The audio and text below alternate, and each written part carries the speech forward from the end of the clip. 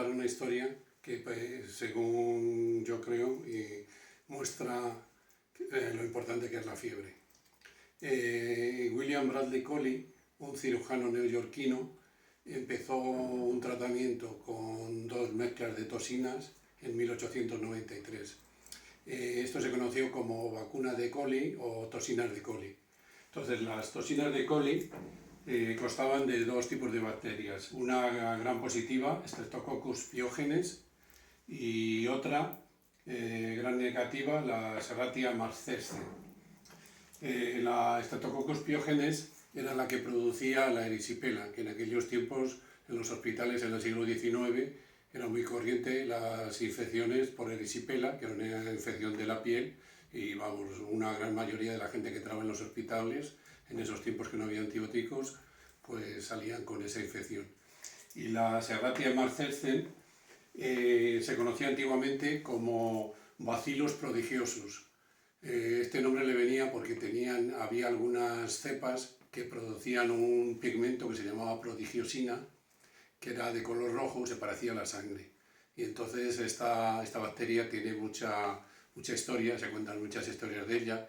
Por ejemplo, se cuenta que cuando estaba Alejandro Magno sitiando Tiro, los soldados estaban partiendo pan y de pronto surgieron unas gotas de sangre según cortaban las rebanadas. Entonces esto lo interpretaron como se asustaron. Entonces vino el adivino y dijo que como las gotas de sangre provenían del interior, no había ningún problema. Si hubieran sido en la parte exterior hubiera sido un mal presagio, pero como era de la parte interior, significaba que Tiro caería en sus manos, como así fue.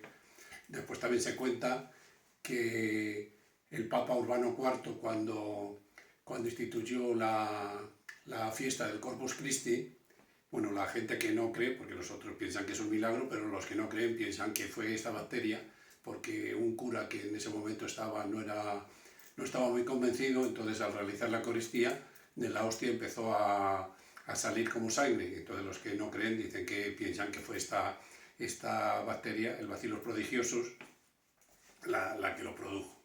Bueno, la cosa es que William Bradley Coley utilizó esta especie de vacuna, no es una vacuna preventiva, él la utilizaba, no es una vacuna preventiva como las actuales, él la utilizaba como una forma de producir una infección, o sea que empezaba a inyectar a los pacientes con las toxinas estas, y hasta que conseguía que tuvieran fiebre, que tuvieran los síntomas típicos de las infecciones, la fiebre, el dolor, pero vamos, sobre todo lo que trataba de conseguir una fiebre alta, porque él se había dado cuenta que era lo que daba resultado.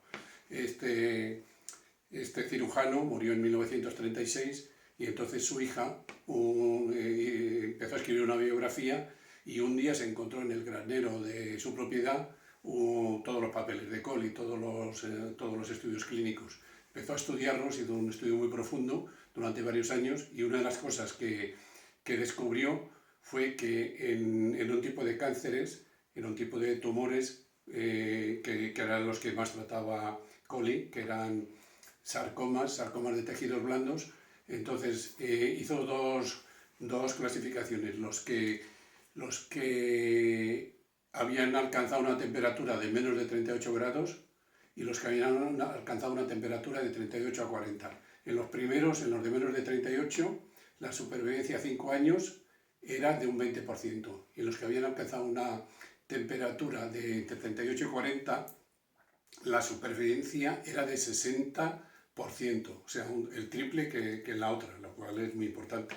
Esto, en el caso de la COVID, pues la infección también tiene importancia, pero el problema es que esto no se sabe, entonces habría que realizar un análisis para cuantificar su importancia, cosa que no creo que se vaya a hacer, porque si no se hacen otras cosas más importantes, difícilmente se va a hacer esto. Hoy me he enterado que comenta Carlos Ruth, presidente de la ASPE, la Asociación de la Sanidad Privada Española, que han quedado libres 2.200 camas de UCI y aproximadamente los mismos respiradores en comunidades que no estaban muy sobrecargadas.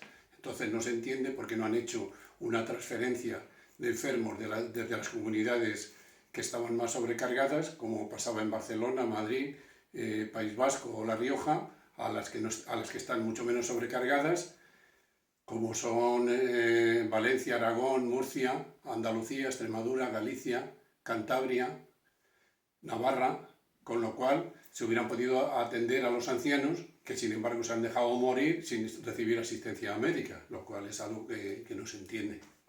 Bueno, pues eso es todo. Que paséis un buen día.